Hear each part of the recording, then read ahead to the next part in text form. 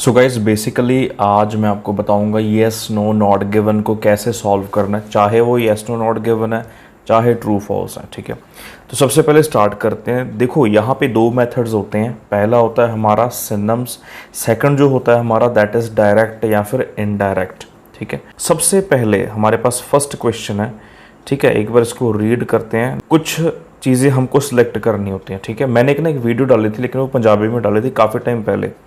मैंने इसमें बताया था कि कीवर्ड्स आपने सिलेक्ट करने हैं। जैसे इसमें देखो, the rate at which languages are becoming extent has increased. ठीक है, इसमें बेसिकली जो कीवर्ड्स होंगे वो एक तो होगा रेट, दूसरा है लैंग्वेजेस आर बिकमिंग एक्सटेंट। ठीक है, ये उसके बाद है हैज़ इंक्रीज्ड। ठीक है, ये अभी दो चीज़ें हमारे पास हो सकती हैं। पहली, या तो सिनोनिम्स रेट की जगह पे नंबर, ठीक है, या फिर परसेंटेज या फिर स्केल।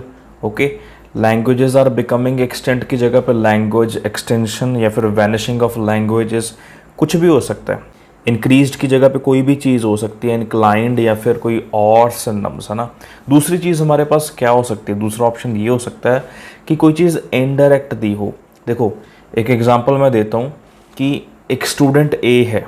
ठीक है, मैं आपको बोलूँगा कि उसने पानी नहीं पिया, ये स्टेटमेंट में है। ठीक है, ये ट्रू है कि फॉल्स है। पैराग्राफ में आपके पास लिखा है कि स्टूडेंट ने किसी और ड्रिंक को छोड़कर जूस पिया। The answer will be true और येस, द रीज़न बीइंग कि इनडायरेक्टली बताया गया है। ठीक है, कोई भी चीज़ इनडायरेक्ट हो सकती है। यहाँ पे देखेंगे फर्स्ट जो क्वेश्चन है 28 जो नंबर है उसमें डायरेक्ट इनडायरेक्ट यूज करा है या फिर सिनोनिम यूज करा है। So let's move to the paragraph. सबको प्रॉब्लम यहीं पे आती है कि लोकेशन मिल जाती है लेकिन आंसर नहीं मिलता, क्योंकि रीजन मैंने आपको बताया है, या फिर बात इनडायरेक्टली बोली होती है या फिर सिनोनिम्स यूज करें। So let's find out. There is nothing unusual about a single language dying. Communities have come and gone throughout history and with them their language. मतलब कोई भी ये चीज़ अनयूजुअल नहीं है, ये डिनाई नहीं करी जा सकती किसी एक पर्टिकुलर लैंग्वेज का डाई होना। ठीक है, मतलब उसका गायब होना। Communities have come and gone throughout history and with them their languages. कोई एक कम्युनिटी जैसे जैसे वैनिश होती है उसके साथ उसकी लैंग्वेज भी वैनिश हो जाती है। ठीक है, अभी आंसर आपका आगे आएगा, but what is happening today is extra ordinary. ठीक है, लेकिन जो आज चीज़ हो रही है वो एक्स्ट्रा ऑर्डिनरी है। ठीक है, judged by the standards of the past it is language extension on a massive scale. अब ध्यान से देखो, हमने 3 वर्ड्स सेलेक्ट करे थे हमारी स्टेटमेंट में। ठीक है, देखते हैं वो तीनों वर्ड्स यहाँ पे मैच करते हैं कि नहीं करते। पहला था हमारा रेट, रेट की जगह पे परसेंटेज, स्केल, नंबर, रेशो कुछ भी हो सकता है। दूसरा था लैंग्वेज एक्सटेंशन एंड तीसरा था इंक्रीज्ड। सबसे इंपॉर्टेंट रूल जो होता है ट्रू फॉल्स नॉट गिवन या फिर येस नो नॉट गिवन का, वो ये है कि जैसे आपने 3 चीज़ों को सिलेक्ट करा स्टेटमेंट में, है ना, और अगर आपको वो तीनों की तीनों मिल जाती हैं तो आंसर ट्रू या फिर येस होता है। अगर 2 मिलती हैं, एक नहीं मिलती तो नो या फिर फॉल्स। अगर एक मिलती है, कोई भी नहीं मिलती तो answer will B not given, है ना, इन बोथ द केसेस, चाहे ट्रू फॉल्स हो चाहे येस नो नॉट गिवन हो। तो यहाँ पे देखो इट इज़ लैंग्वेज एक्सटेंशन। ठीक है, हमारे पास ये पहला वर्ड आ गया जो मेल खाता है। ठीक है, लैंग्वेज एक्सटेंशन। ठीक है, on a massive scale. Massive scale मतलब, मैसिव का मतलब बहुत ज़्यादा, इंक्रीज्ड, स्केल मतलब रेशो। ठीक है, लैंग्वेज एक्सटेंट हो रही है काफ़ी बड़ी मात्रा में। ठीक है, तो आंसर सामने पड़ा सीधा सीधा कि जो फर्स्ट का हमारा आंसर होगा दैट विल बी येस। तो फर्स्ट का हमने आंसर येस लगाया है। ठीक है, सेकंड का जो आंसर है वो देखते हैं। सेकंड वाला क्वेश्चन काफ़ी ज़्यादा ट्रिकी होगा, आपको रीज़न बताऊंगा कि ट्रिकी क्यों है।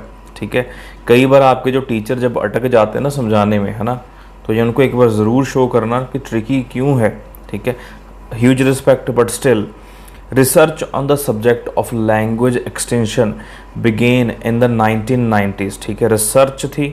ठीक है, किसके ऊपर, लैंग्वेज एक्सटेंशन के सब्जेक्ट के ऊपर। ठीक है, began means started। ठीक है, स्टार्ट हुई थी कब, 1990s में। अभी 1990s का मतलब क्या होता है कि 1990 से लेके 1999 तक। ठीक है, पंजाबी में आप कहिए तो 90 to 99। ठीक है, 1990 से 1999। अगर इसके बेसिस पे देखें, आज प्रेजेंट डे में देखें, तो एक बार आंसर फाइंड आउट करते हैं। ठीक है, रिसर्च स्टार्ट हुई थी लैंग्वेज एक्सटेंशन की 1990s में। Now let's move to the paragraph. So let's start from here. How do we know in the course of past 2 और 3 डेकेड्स, ठीक है, पास्ट 2 और 3 डेकेड्स, वहाँ पे जो 3 चीज़ें हमारी थी, ठीक है, एक तो मिल गई है हमारी, ठीक है, बिगैन हुई थी 1990s में, प्रेजेंट डे 2022 चल रहा है। ये कंफ्यूजिंग क्वेश्चन होगा, ध्यान से समझना, ठीक है। 2022 चल रहा है, दैट मीन्स 20 या 30 ईयर्स पहले, मतलब 20 साल पहले कितना हो गया 2002, 30 साल पहले 1992, ठीक है, मतलब 1992 1992, तो ये साल होगा। तो ऑफ कोर्स ये तो 1990s में आ रहा है, बाकी आगे देखते हैं। Linguists all over the world have been gathering comparative data, ठीक है। लिंग्विस्टिक्स मतलब जो लैंग्वेज की स्टडी करते हैं, ठीक है, all over the world have been gathering comparative data, ठीक है। और यहाँ से भी आंसर क्लियर होता है, एक आंसर यहाँ से भी क्लियर होता है। 1999 सर्वे, ठीक है, एक सर्वे जो हुआ था 1999 में, वो शो करता था कि 97% of world's languages are spoken by just 4% of the people. Research की जगह पे यहाँ पे कंपैरेटिव डेटा आया है। दूसरा हमारे पास वर्ड है सर्वे 1999 वाला, ठीक है, ये आ गया। स्टार्ट हुई थी 1990s में, ठीक है, 1990s की बात चल रही है, ये है। या फिर इसका हम देख सकते हैं कि 30 ईयर्स अगो इट वाज 1992। और तीसरी चीज़ है हमारी लैंग्वेजेस के ऊपर, है ना, तो ये ऑफ कोर्स लैंग्वेज की यहाँ पे बात करेगी हुई। तो देखो यहाँ पे जो आंसर निकल के आता दैट इज यस।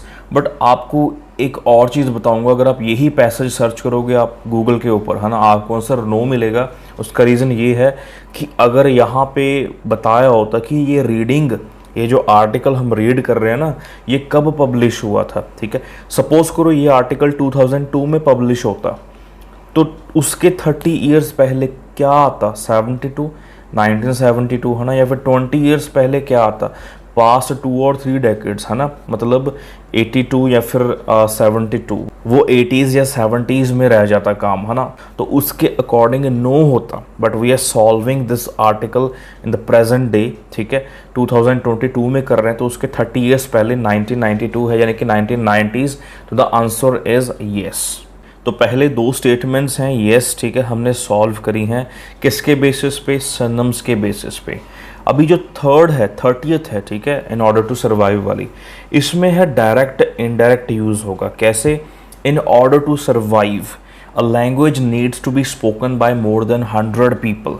सर्वाइव करने के लिए एक लैंग्वेज को, उसको बोला जाना चाहिए 100 या 100 से ज़्यादा लोग, ठीक है। अभी इसका इनडायरेक्ट कैसे हो सकता है? इनडायरेक्टली मैं ऐसे भी बोल सकता हूँ कि 100 से कम लोग अगर किसी लैंग्वेज को बोलते हैं तो वो लैंग्वेज वैनिश हो चुकी है, ठीक है। आप इस बात को थोड़ा अच्छे से समझो कि इनडायरेक्टली आंसर भी दिए होते हैं। सामने मैं आपको एक एग्जांपल दूंगा। स्टेटमेंट सबसे पहले एक बार समझो, स्टेटमेंट क्या बोल रही है। In order to survive a language needs to be spoken by more than 100 people.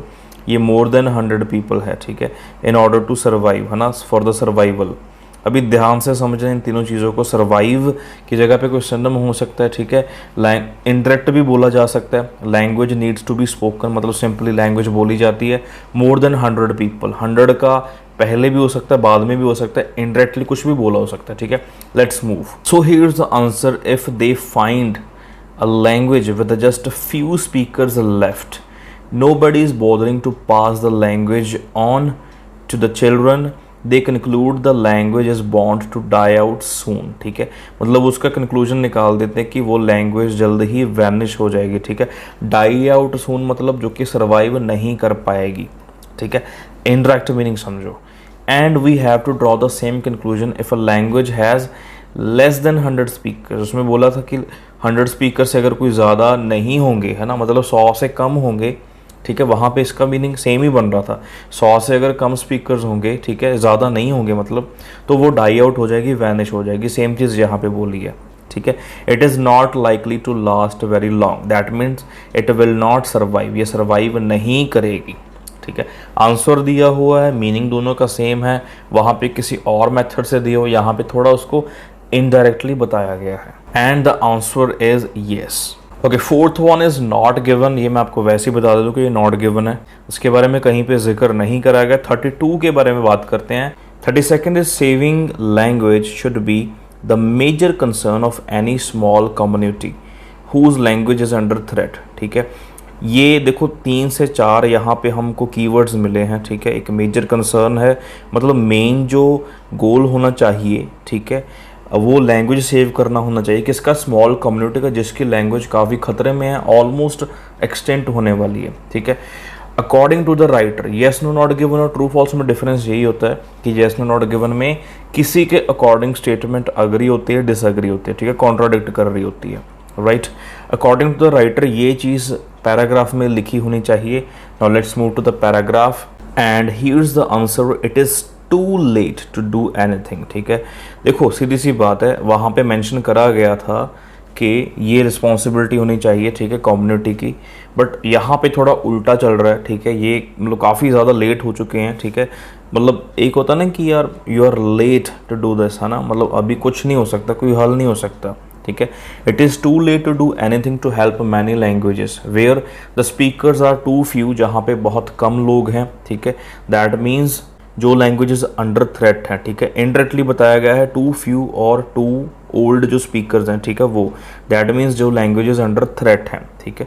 And where the community is too busy just trying to survive to care about their language, ठीक है। जहाँ पे community काफ़ी ज़्यादा busy है, means यहाँ पे indirectly बताया गया है कि अभी कुछ नहीं हो सकता, ठीक है, कम्युनिटी बिजी है।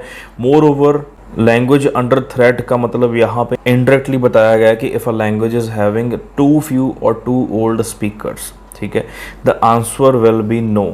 People are just trying to survive instead of saving their languages, so the answer will be no.